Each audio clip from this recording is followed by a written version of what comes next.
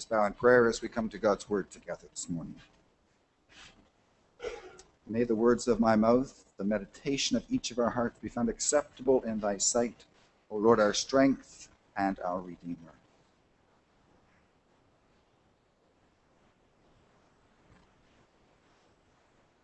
I had the privilege, honor really, this past week to attend a very moving memorial service, funeral service for a Brampton firefighter who actually lives here in Orangeville, who passed away in a traffic accident on Highway 10 just this past week.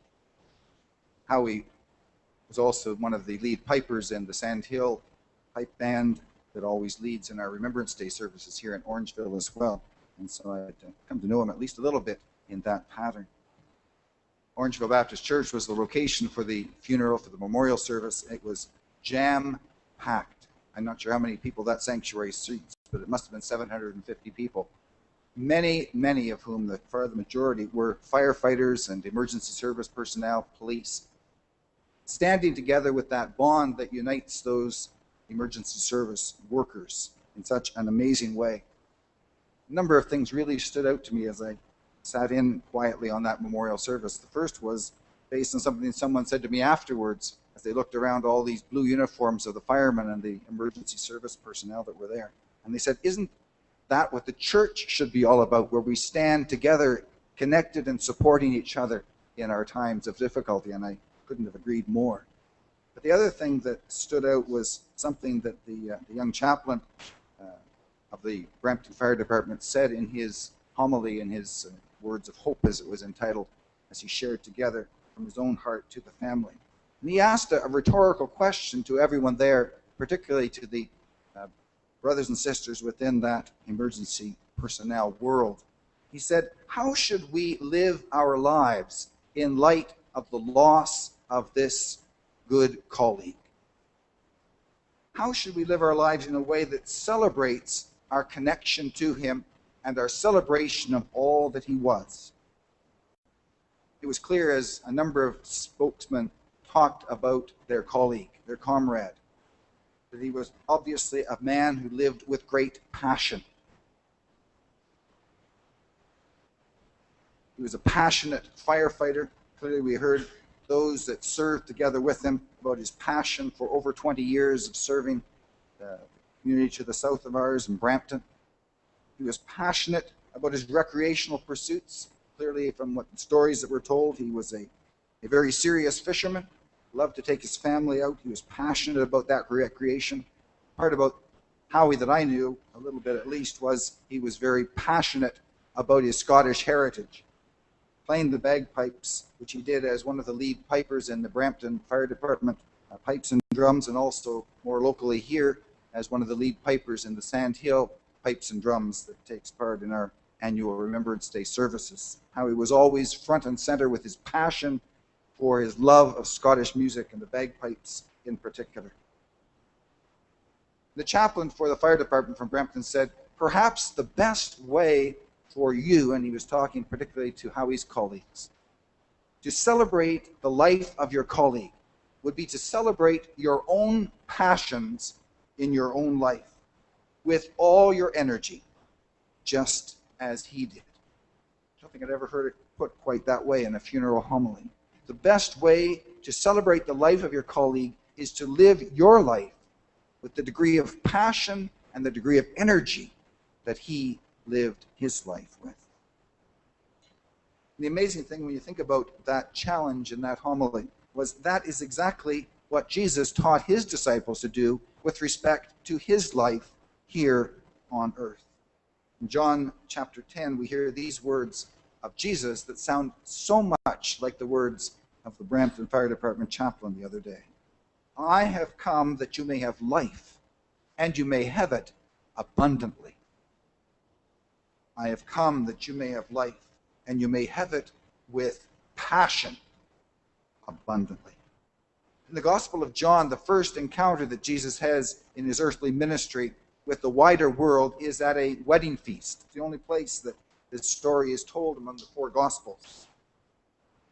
But as Jesus makes this first contact with the wider world and his disciples and even some of his family members that day, it is very clear that he was a man who lived abundantly and passionately and who wanted his disciples to do the very same thing. We presume from the story that Jesus was attending this wedding feast in Cana of Galilee because someone, perhaps the bride or the groom or some of the wedding party, perhaps the hosts, were his personal friends.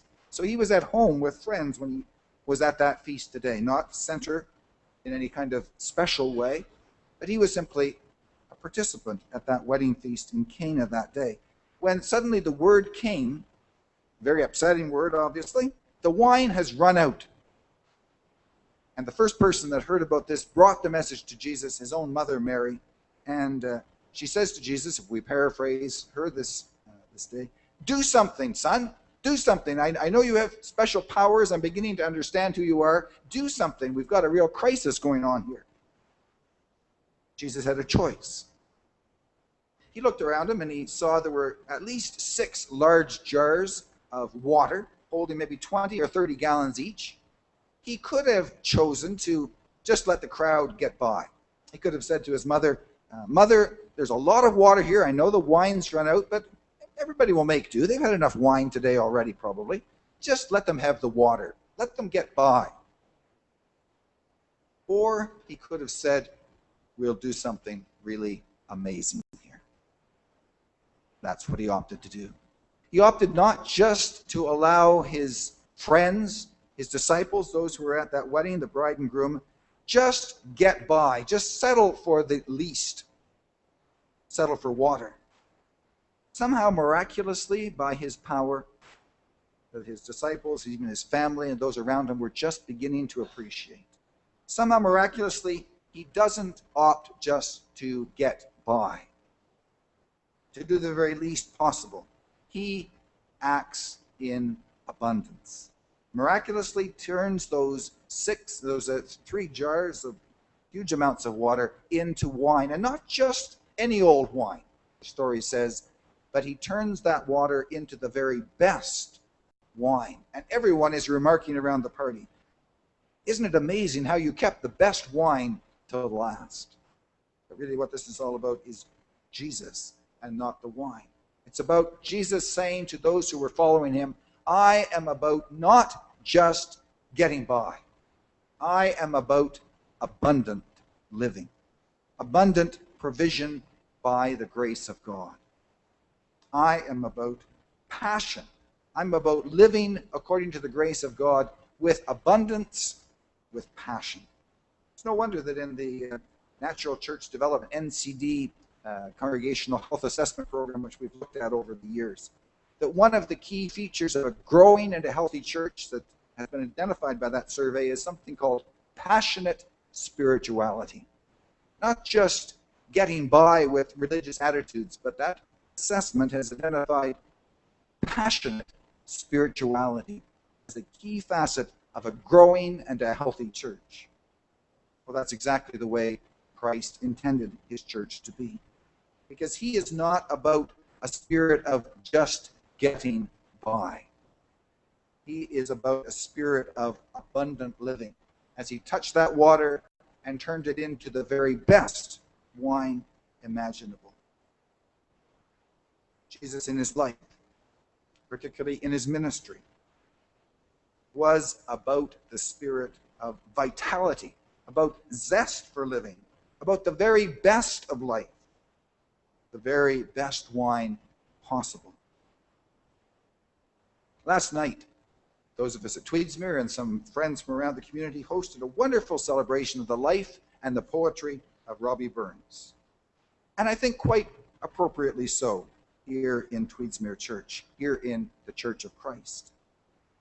Robbie Burns may have had his weaknesses, but he was still a man who lived life abundantly, with zest and vitality, and I think in a very real way, not settling for the poorest wine, but settling in many cases for the best. But it was more in my mind, as I think about Robbie Burns today for just a moment, that he was a man who chose to live life abundantly, with zest, with vitality, with passion. And as such, in many ways, in his own time, he was criticized by his fellow Presbyterians in Scotland who would have argued that the right way, the Christian way to live your life is, I think the Scotsmen call it, with a dour attitude. Somber, moderate, dull. And Robbie Burns said, I won't have any of it. I am going to choose to live my life with zest, with passion, with abundance. And in that sense, he lived the spirit of Jesus in a way that many of his dour Scottish colleagues missed altogether. We know, anyone who knows the story of Robbie Burns knows that he did not live a life of dull moderation, of just getting by, as did, he says in some of his own poems, as did the elders of the Presbyterian Church in his day, elders who removed him from the Presbyterian Church, in fact, at one point in his life. But focusing back on Jesus for a second.